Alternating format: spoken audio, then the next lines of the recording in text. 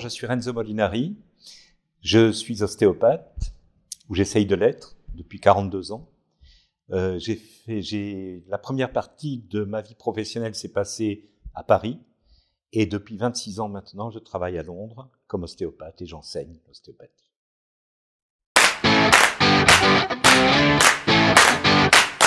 Je suis considéré comme spécialiste en santé de la femme.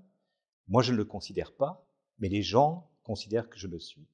Et pour cette raison, je suis invité à beaucoup de conférences, beaucoup de cours sur les sujets qui touchent à la santé de la femme, fertilité, grossesse, postpartum, vie gynécologique et vieillissement en bonne santé chez la femme aussi. Alors, on m'a demandé de revenir sur l'histoire de l'ostéopathie gynécologique ou de l'approche gynécologique en ostéopathie.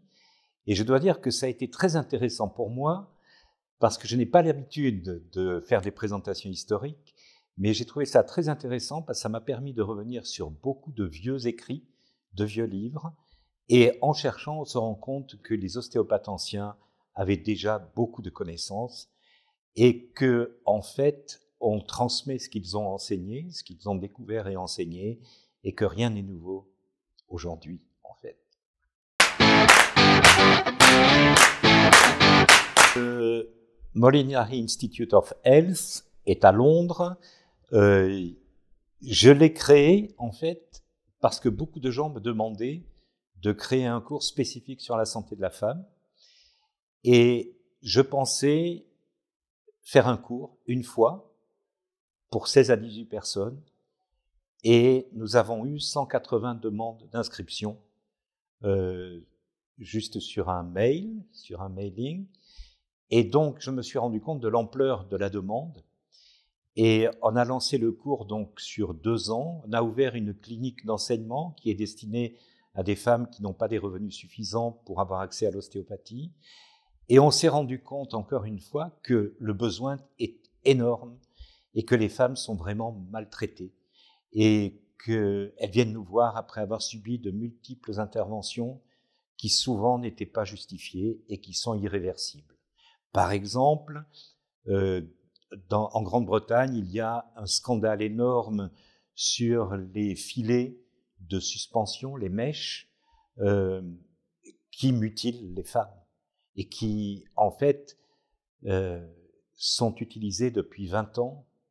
Et ça n'est qu'aujourd'hui qu'on se rend compte que c'est des éléments mutilateurs et réellement handicapants pour ces femmes qui souffrent énormément. Et très souvent, c'est irréversible, malheureusement. Donc voilà, en fait, on répond à un besoin au niveau de la population. On essaye de répondre à un besoin aussi au niveau de la population ostéopathique, puisque la santé de la femme n'était pas vraiment enseignée en Angleterre.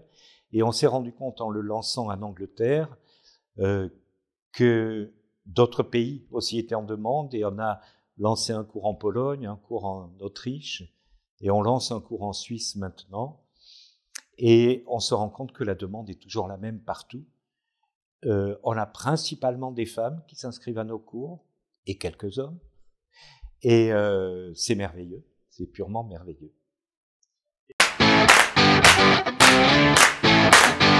Le point essentiel d'une journée comme celle-ci, c'est que l'ostéopathie a besoin d'un statut différent. C'est que l'ostéopathie doit prendre la place qui lui revient officiellement et légalement, ce qui n'est pas le cas aujourd'hui en France, puisque toute une partie a été amputée.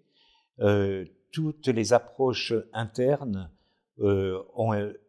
sont encore illégales, et c'est tout à fait anormal, parce que même si les approches internes sont limitées, lorsqu'elles sont nécessaires, elles sont vraiment fondamentales.